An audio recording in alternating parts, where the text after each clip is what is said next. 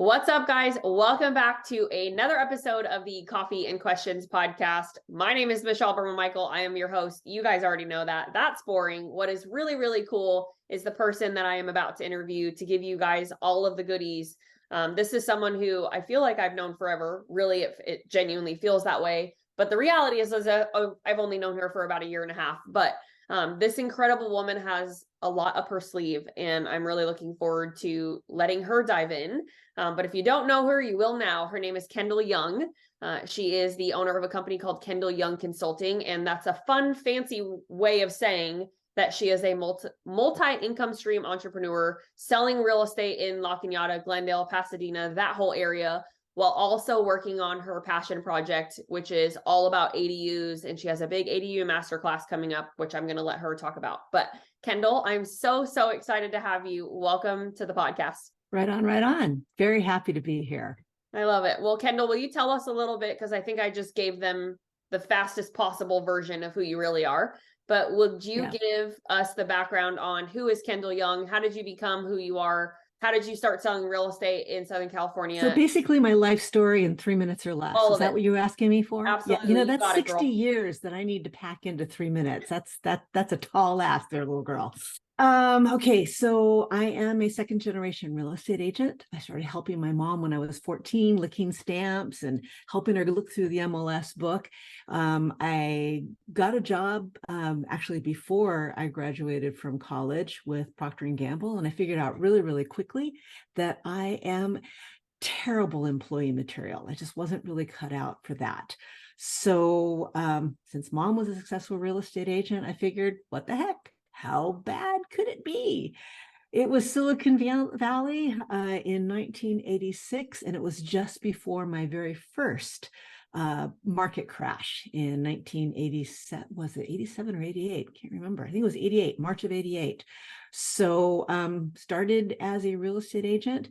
And the good news is that I was a relatively hot chick who spoke fluent geek. And it was fairly easy for me to be able to sell homes to rocket science engineers and software geeks. And it was off to the races because I wasn't an employee. I was an entrepreneur. I didn't have to follow any rules that made no sense to me. I made my own rules.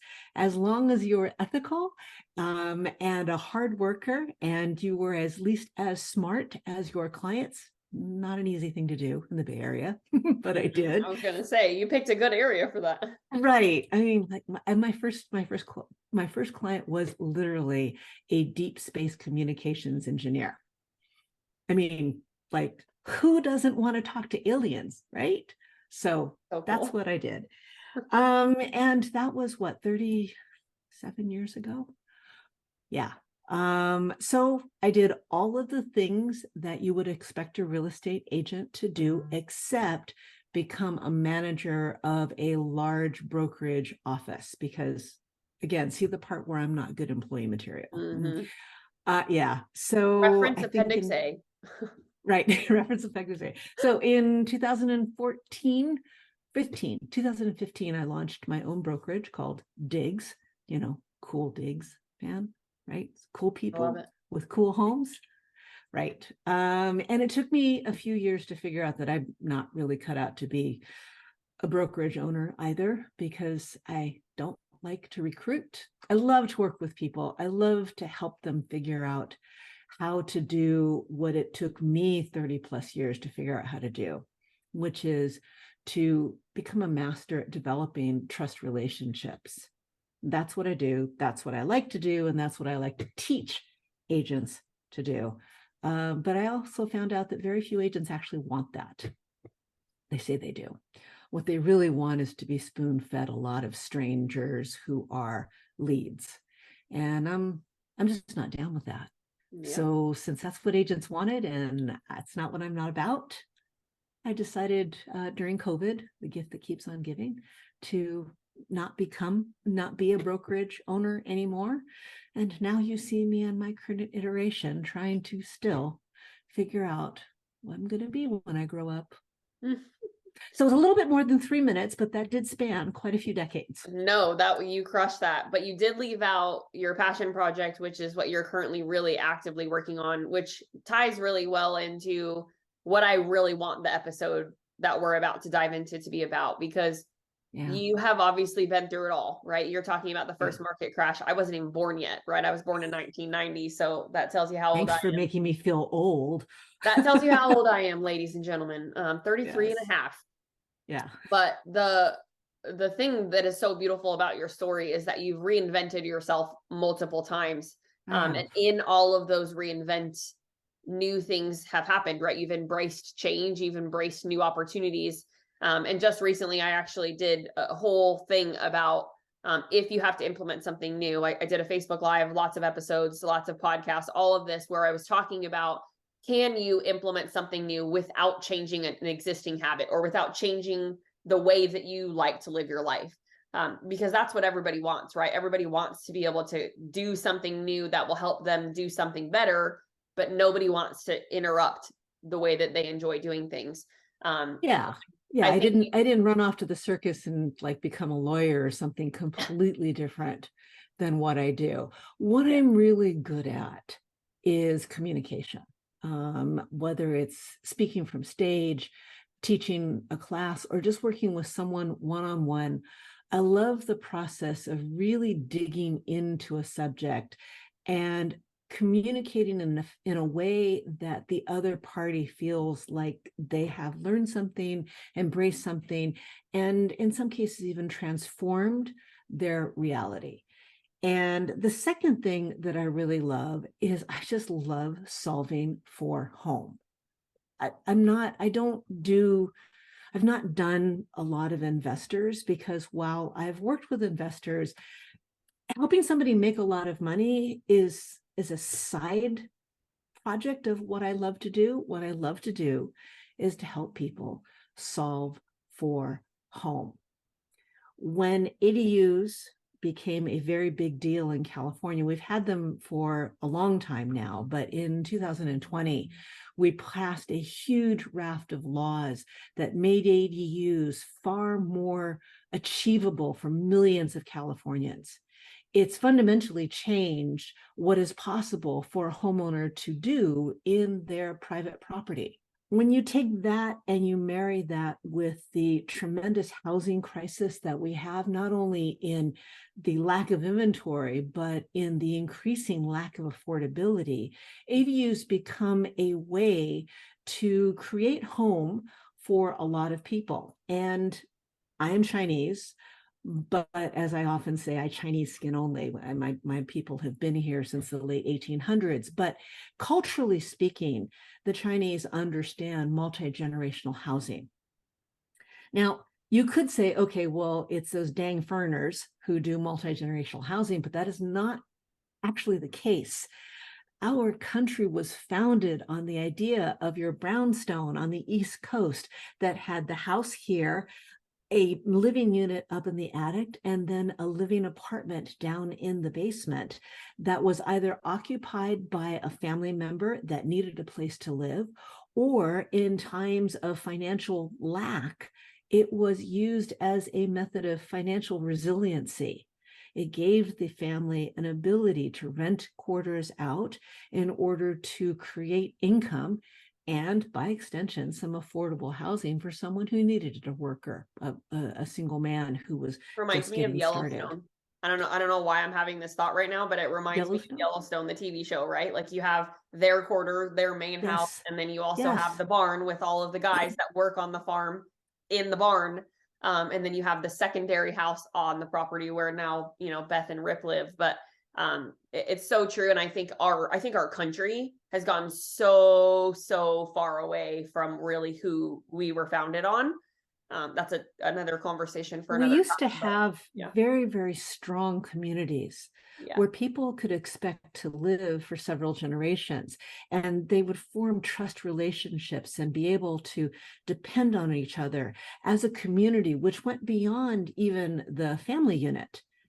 We've gone away from that. We've become this nomad where you can't afford to live in the community where your parents lived. So you have to move out into the suburbs, and then your children move out to the suburbs or to another state. Mhm. And it's torn our communities apart to the point where now we have people who are just spewing hate at each other, but because they don't know each other. They don't Mhm. understand each other. They don't understand that they have more in common than they have uncommon. I think that ADUs are an opportunity for us to start going back to the way we used to be. So I have a house. I build an ADU in my backyard. I have a house. Let's just pretend that I'm younger. I have a house and I have small children. You have small children. You Mhm. build an ADU in your backyard, and your parents now live in that ADU as opposed to an old folks' home or being isolated in their home several states away. Mhm. Instead, they live in my backyard and they have access to their grandchildren, and I have the peace of mind that I can take care of my parents when they need to. Once they pass away, maybe my children now can move into that ADU instead of trying to figure out how to afford rent in some Mhm. apartment in a probably very sketchy neighborhood because that's all they can afford.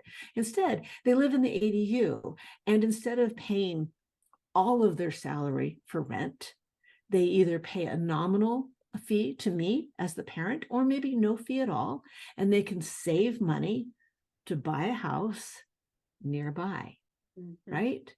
And the cycle just continues so that we now can return to a community where families can expect to have family members living nearby. Wouldn't that be wonderful? Oh my gosh, my heart, just the thought of knowing that's really the backstory. Because I mean, I know a lot about you, and I know a lot about what you're doing, but to hear you articulate it that way, and to show not just me, but hopefully everybody that's listening, that there's so much more to what this housing crisis really looks like, and what our country is really dealing with right now. It Um, is. it's And big. let's It's talk really about, big. can we talk about housing affordability for a Oh, second it's and how difficult atrocious. it is? Yeah. Now, think about it this way, and this is the same across the country because these are I'd be talking about using normal Fannie Mae products, loan products. It is possible for a first-time home buyer to buy a house. Let's just say that they've been able to accumulate a 20% down payment on a house. They can buy that house and then finance the construction of an ADU, and then once that ADU is finished, they can rent out that ADU, and their total monthly payment, once you factor in the rent for the ADU, is less than what they would have paid if they just bought the house and lived in it. Hmm. How amazing is that? Will that change the calculus of who can afford to actually buy a house? And then, is it possible that this financial resiliency will allow them to buy a better house and have rental income? Yeah, there's so many layers to it, and I think the big question, and there's lots of questions in my brain right now, but the big question is, when you and I met a year and plus ago, it's been a little over a year now. There was a lot going on for you with this ADU conversation. It was very, I don't want to say new by any means, but you were very much so in the trenches of really trying to figure out a way to communicate the message that you just shared with us. Yeah. In the last year, you've obviously been able to do that in a significant way, and but I personally believe you're just barely getting started. So but when you and I connected, there was some goals that you had as far as how can you create an opportunity for other people to really understand this, and how can you create conversations around people who are even interested in understanding it at all, right? Or even Yeah. being part of the conversation, from the sort of the ground floor, right? Of like, does this make sense for me? Does it not? I don't know. Let's have a conversation about it. So will you talk to me a little bit about your journey towards, and everybody knows that I'm the Instagram girl, so obviously we'll lead with that. Will you talk to me about your journey towards why you decided to build this masterclass that we're going to get some time to talk about, and also Yeah. at what point did you decide social was a place that you knew needed to spread the message and actually try to convert with the message? Well, the first thing that I want everybody to understand is that while I started an ADU company that built and installed prefabricated ADUs, we're no longer doing that because essentially we all decided as partners that we just weren't interested in running a construction business.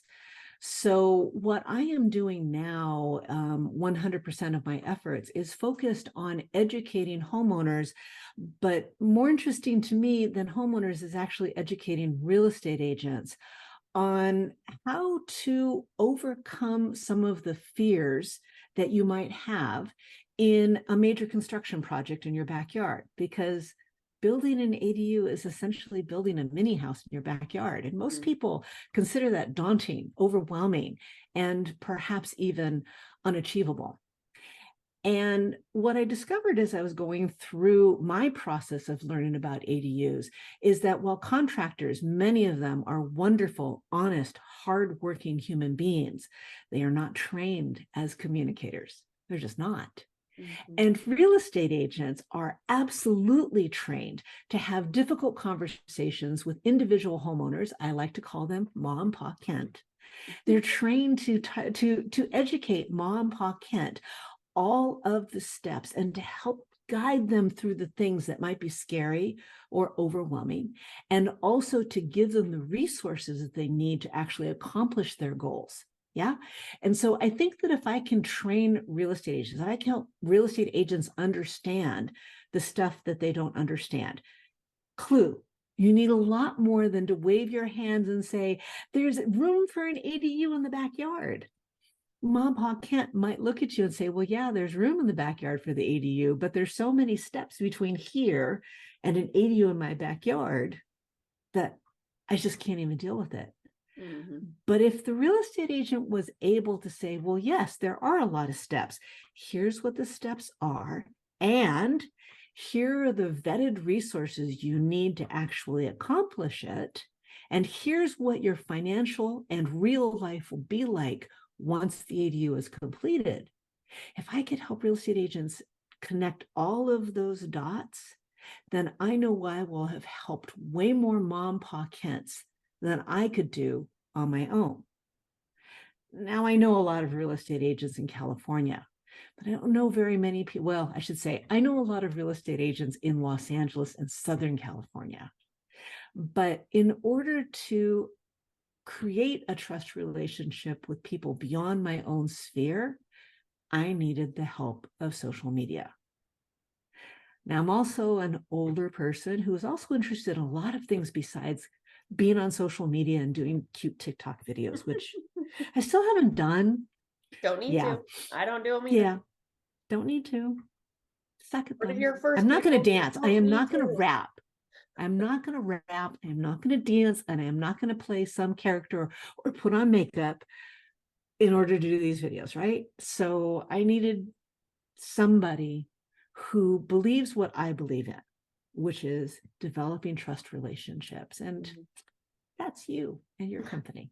Well, I appreciate that. We're rooted in one thing, right? In communication. And that's a word you've used many times, even in the 30 minutes that we've been recording already, which is, can you communicate? Can you actually get into somebody's brain and help them understand? Because I don't know about you, but I'm, 33 and a half, and still to this day, my favorite things are when you sit and you're like, oh my gosh, I get it now. Like you have that light bulb moment, and it takes the right person. And the analogy I always use is, as an athlete, right? I've had many coaches over the course of my career, as an athlete, both in CrossFit and as a competitive swimmer for 22 years. But the thing that became very apparent to me over the course of my career is that not every coach is going to get to you in the same way, right? Some coaches are going to say certain things in a certain way, and it's going to land. And somebody could say the exact same thing, literally verbatim, but it could just hit different and feel different.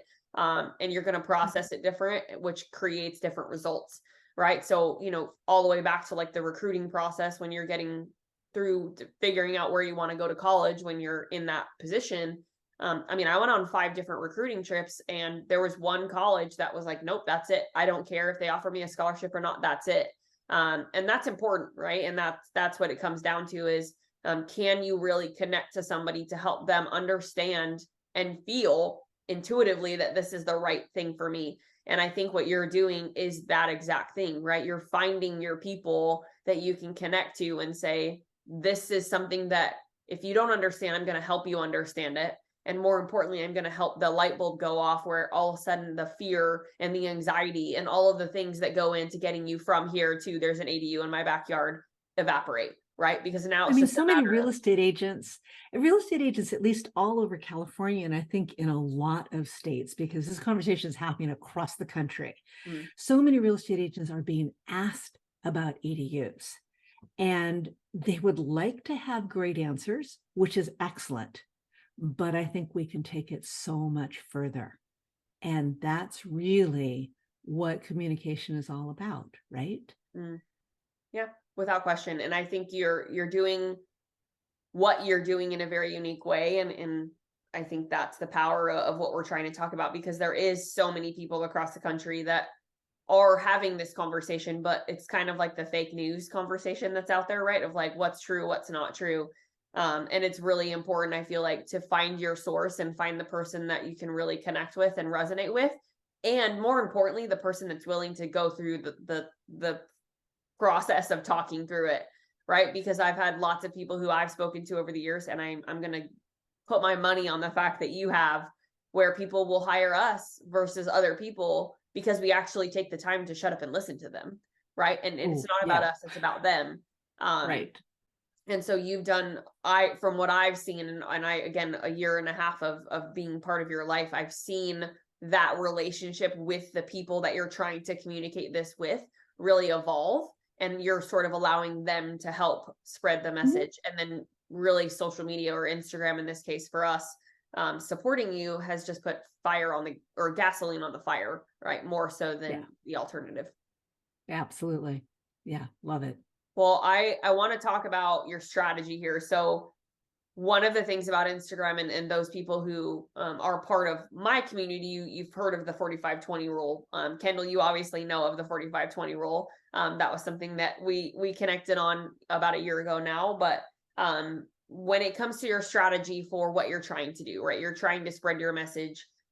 What does that conversation look like, right? So if you're on Instagram and you see somebody or a realtor that posts about it, or you see any realtor whatsoever, even if they're not posting about ADUs, what's the strategy with how you want to conversate with them to even bring this ADU conversation up? It has a lot to do with finding out where that real estate agent is, right? We've been talking about communication. The other vocabulary word that goes hand in hand with that is empathy. Understanding what that agent is about, because if it's a bro dude who's only interested in faceless leads, I got nowhere to go with that, right? But if it's someone who is struggling to figure out how to help their client, either with affordability or just the lack of options that are out there, maybe it's someone who is wanting to house their elderly mother and father and looking for from the get-go, they're looking for multi-generational housing. Maybe it's someone who is looking for a short-term or mid-term rental business. All of these things are valid with ADUs. And it's a matter of asking some questions basically, it's that old adage, before you try to promote yourself, seek to understand, right? And that's really where it comes from. It's just seeking to understand. Living in the land of curiosity is what I always say, right? How curious are you? And by being curious, you're asking more questions. Be interested, not interesting. Yep. And I think that's really what we do with Instagram, right? And our goal is to teach you, Kendyl, and anybody for that matter, right? Asking questions and being really hyper-focused on getting that person to open up. That's the battle that we're facing, right? And I think that's the struggle that a lot of people have with social, in this case, because they're like, well, I don't have time for small talk. Well, then you don't have time to do more business. Sorry, right? That's the reality of this. If you don't have time for small talk, you don't have time to do more business, because you are in the business of getting to know people, quite frankly. And I think that the ADU conversation is still from my perspective on the vendor side of the real estate community or the mortgage community. The ADU conversation is in its infancy still. right? It's It not really is. really that talked about, which is a sad thing in itself. Well, it's talked about a lot in California because it's been such a hotbed here for a while. But I will tell you, if you jump on somebody's Instagram post and you immediately say, "Hey, it looks like you like ADUs. I teach about ADUs. Want to take my ADU masterclass?" is the surest way to shut that conversation down immediately. Yeah. Absolutely. So So you have a master class coming up, and I think that's what I want to talk about for another few minutes here is sure. your thought process behind how to market it and really what that is going to look like, because this is your passion project, right? Yes, you are actively selling real estate. Yes, you can help someone buy or sell in your area, but your real passion here is being able to spread this message. And if you can talk to people through the platform to get them to be interested in that message, that's where I feel like your fire will get lit, right? And that's where you're going to be the happiest. So when it comes to promoting your masterclass, how do you want to go about doing it? And really, who is the person that needs to hear it?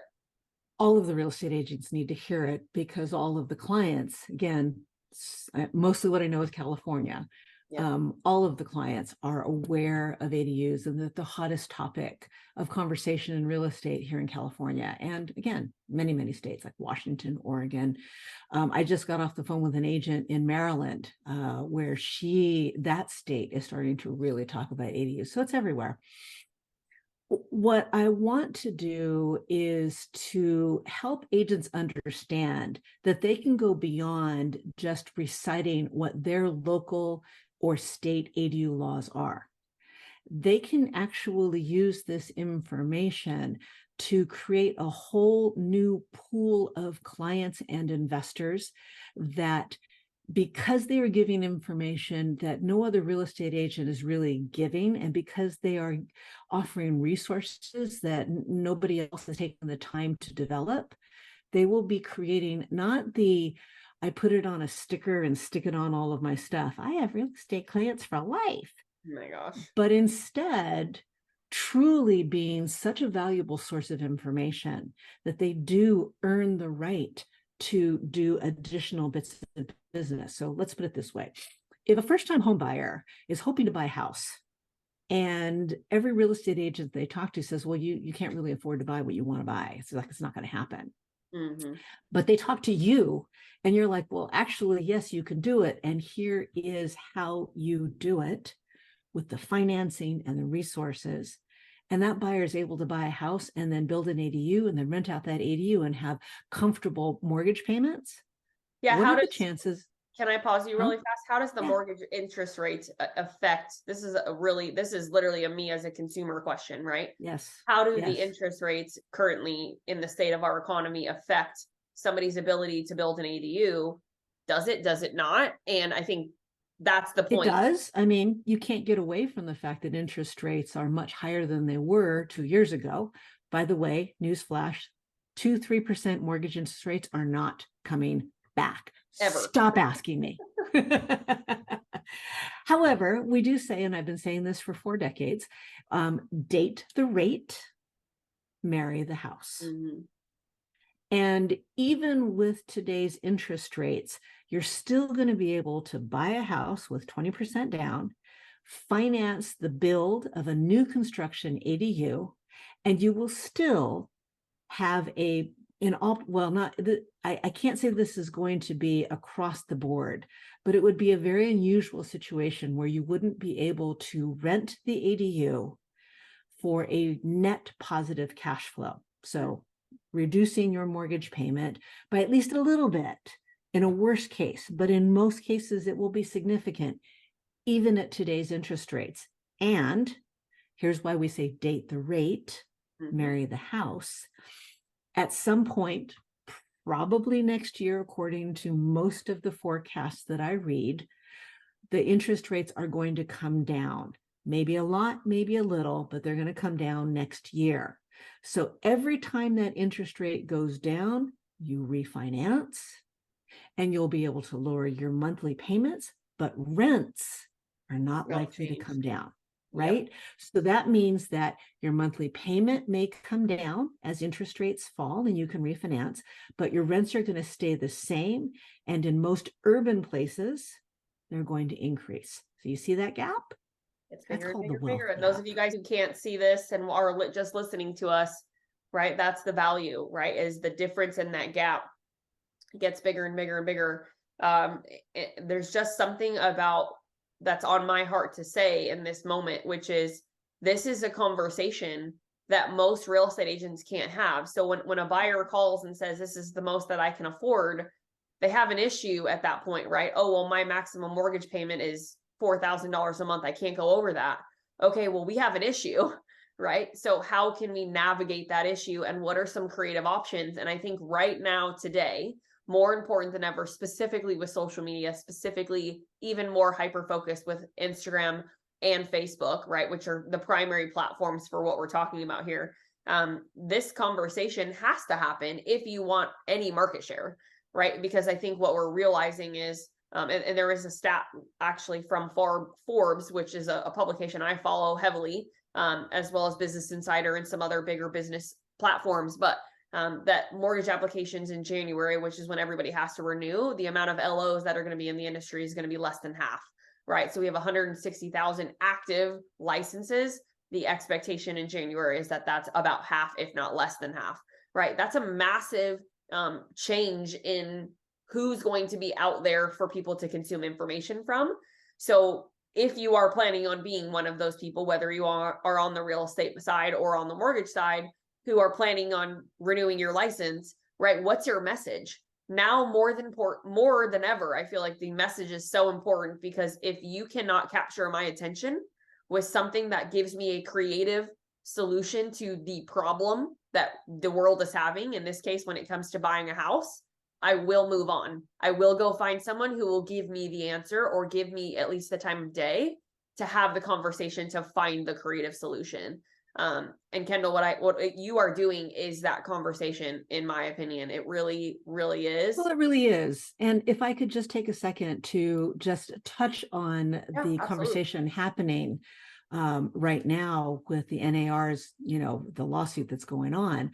Yeah. One of the possible consequences of that is the structure of the buyer's agent compensation could change dramatically. And I don't want to get into like a huge detail because that's not the point of this podcast, but the upshot is, if you are not a buyer's agent who can communicate, here's that word again, the value that you bring to a client, you will not be able to earn a commission.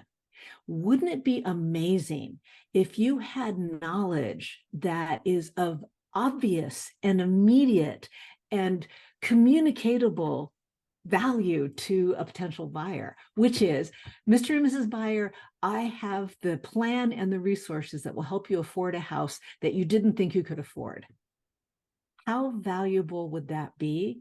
And how much more competitive you would be to be able to get a buyer's agency contract signed. Yep. I'm just saying, this is a tool nobody has, and I could help deliver that to you. Yeah, no question. My hope in this moment is, I mean, you and I could talk about ADUs forever, but I think that, and what you're doing forever, that's the easy part of what we're doing here. But the harder part is for people to figure out that Instagram is a great platform to share such a message, right? Because the people who you're talking about with the multi-generational interests, right? I mean, I'm one of them, right? Like I've called my parents 15 times in the last year and been like, why are you still in California? No offense, Kendyl, right?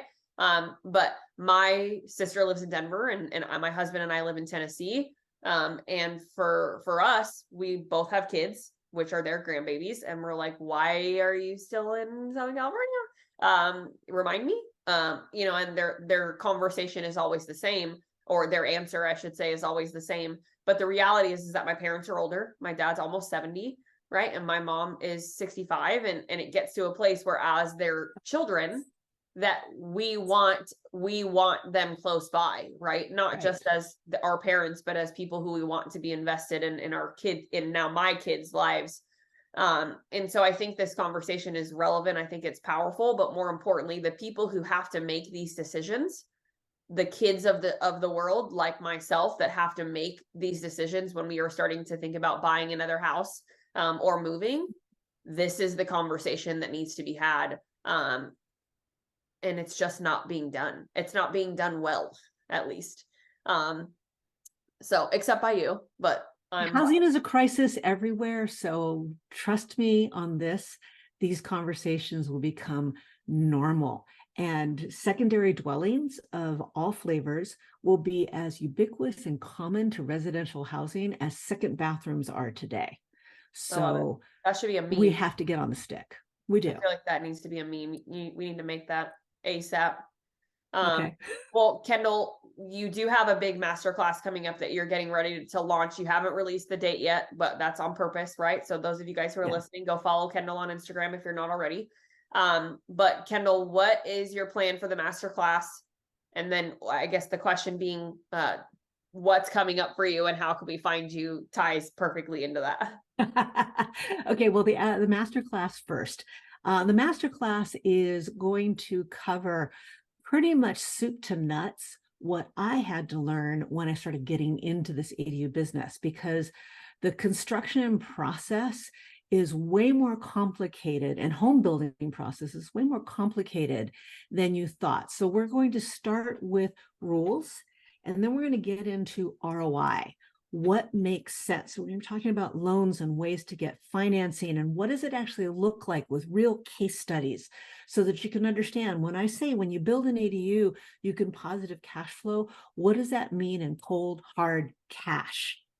Then we're going to talk about how you identify properties and vet them, because some properties are going to be better candidates for a whole host of reasons than others. So how do you vet the properties?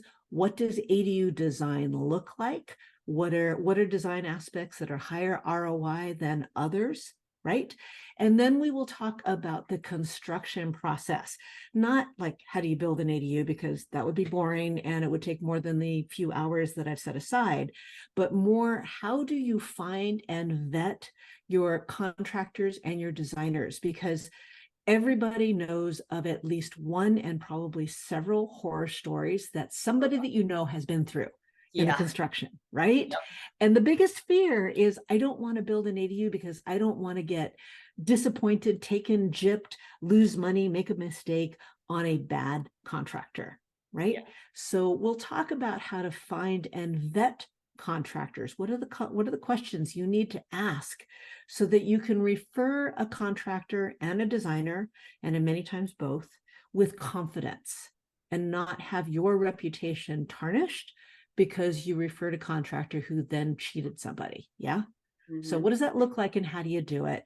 And this is the soup to nuts that our sales practitioners need to know to be able to develop this secondary income stream, because quite frankly, this is what it is.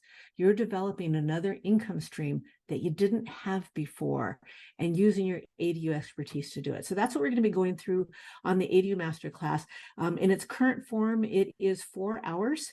And there is currently 30. No? I'm sorry? Are you CEing it for anybody? Haven't even gotten to that point yet. Yeah. Yeah, so not at this point. So it's 4 hours. There's currently a 38-page handbook that will probably more by the time I do that. I've taught this class 3 times now. So it's still evolving as I develop it for eventually an on-demand certification course. So, but we're not there yet. My head just goes straight to CE, because any realtor that, well, I guess in theory, right, if you think about it this way, they should take it because it's really, really valuable, not because it's CE credit. Because I think sometimes people take CE classes because it's, oh, I checked my box, I got my license hours that I needed. But guys, if you're not taking a class like this, if you're not spending time learning about things like this, you're just doing not just yourself a disservice, but your clients a disservice. And I think that that's where the issue really lies. But Kendyl, how can we find you on Instagram, Facebook, wherever else? I'm everywhere at Kendyl Young, KendyLYoung.com. That's my website. So I love it so much. Well, Kendyl, you're just amazing in my eyes. I can't see anybody who's doing this even close to what you're doing. And I'm super proud to know you, super proud to have you on the podcast. And for those of you guys who are listening, if you loved Kendyl and you loved her as a guest on my show, please feel free to leave us a review. Reviews are everything, right? It keeps us rolling. It keeps us going. And also, if you have other people that you think I should interview, reach out. But Kendyl, thank you so much. I cannot even explain to you how excited I am for this masterclass. It's going to be amazing. You're going to crush it. And everyone who is there is going to walk away with so much information. But until the next episode, guys, thank you so much. And we will see you in the next episode of Coffee and Questions.